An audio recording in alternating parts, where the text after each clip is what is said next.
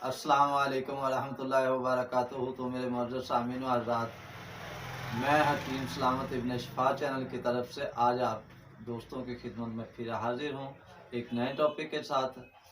तो दोस्तों, जैसा कि मैंने पिछली वीडियोस में आप हज़रात से गुजारिश की थी कि खारिश और धद्दर चंबल वगैरह इनमें फ़र्क है, और आज मैं जो बात करने वाला हूँ वो धदरी पे है।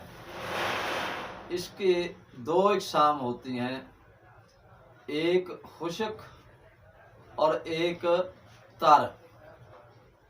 खुश्क उस पे खारिश होती रहती है, और ये धदरी जो है जिस्म के ऊपर कहीं भी बन सकती है। आपके हाथ पे बन सकती है, आपके चेहरे पे बन सकती है, आपके जिस्म पर किसी हिस्से पर भी बन सकती है। ये खुश्क और तर जो है ये दोनों एक ही चीज़ हैं धदरी, लेकिन इनके नाम जो है वो दो हैं, एक खुश्क है एक तर है। ये गोल दायरे में बनेंगे। छोटा सा दाना बना, उसके बाद ये दाना फैलता जाएगा और आपका दायरा जो है वो बढ़ता जाएगा। हाथ के ऊपर इसका दायरा जो है ये बढ़ता जाएगा। और जो तर होती है उसमें फिंसियाँ वगैरह ज़्यादा निकलती हैं, और उनमें से पीप रेशा वगैरह निकलता है। तो दोस्तों, इस चीज़ के लिए आपको कोई ट्यूब वगैरह लगाने की ज़रूरत नहीं, और ना ही आपको डॉक्टरों के पास या जिल्द वाले डॉक्टर के पास जाने की ज़रूरत नहीं।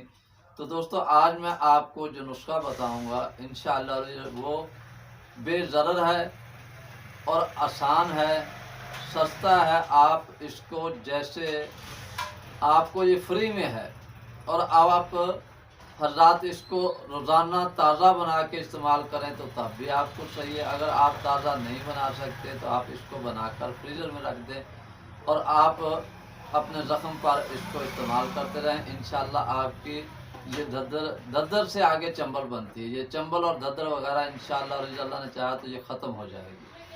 तो दोस्तों, आइए चलते हैं नुस्खे की तरफ। तो नुस्खा बहुत आसान है। तो आपने काम क्या करना है कि करेला ले लेना है, इसको अच्छी तरह से पानी से धो के, ताकि इसके जरासीम वगैरह जो हैं वो साफ़ हो जाएं, और इसको खुश्क कर लें। खुश्क करने के बाद इसको आपने छोटे छोटे कतले बना के इसको ग्राइंडर मशीन में, जूसर मशीन में, जिसमें हम मिल्क शेक वगैरह बनाते हैं, जग में डालकर इसको अच्छी तरह जो है पीस लें।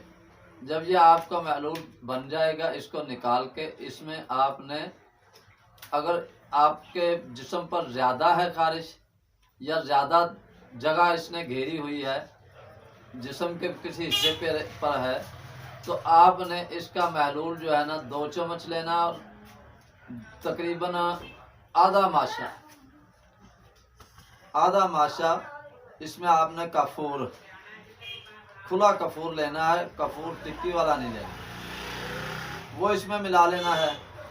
और उसके बाद आपने इसमें रोगने ज़ैतून, आधा चम्मच रोगन ज़ैतून, ये मिला के आपने रख लेना। ये आपकी मरम जो है, मरम टाइप ये दवाई आपकी तैयार होगी। तो आपने इसको लगाने का तरीका मैं आपको बताता चलूँ कि आपने इसमें से थोड़ा सा, जितनी जगह आपकी है मुतासिर है, जिस पे आपके धदरी वगैरह निकली हुई है, जितनी जगह आपकी मुतासिर है उसमें से थोड़ा सा निकाल के उसके ऊपर जो है आपने कम से कम आधा मिनट जो है इसकी रगड़ाई करनी है, और इसको आपने 2 से 3 घंटा तक लगाए रखना है। उसके बाद ये आप ये रात को भी लगा सकते हैं और दिन को भी लगा सकते हैं, ये तो आपकी मर्ज़ी है, जैसा आप चाहें वैसा कर लें। तो मेरे भाई और दोस्तों बुजुर्गों, इंशाअल्लाह अल्लाह जल्ला शान होने चाहा तो आपकी ये धद्दर या चंबल वगैरह इंशाअल्लाह तकरीबन कम से कम 5 दिन या 7 दिन आप इस्तेमाल करें, अल्लाह के फजलो करम से ये सही हो जाएगी। तो मेरे भाई और दोस्तों बुजुर्गों, जो मेरे भाई मेरे चैनल इब्न शिफा पर नए हैं तो वो मेरे चैनल को सब्सक्राइब भी कर दें, लाइक भी कर दें, शेयर भी कर दें, और साथ में बेल आइकॉन के बटन को भी दबा दें। तो इसके साथ ही मैं आप हज़रात से इजाज़त चाहूँगा। तब तक के लिए अल्लाह हाफिज़।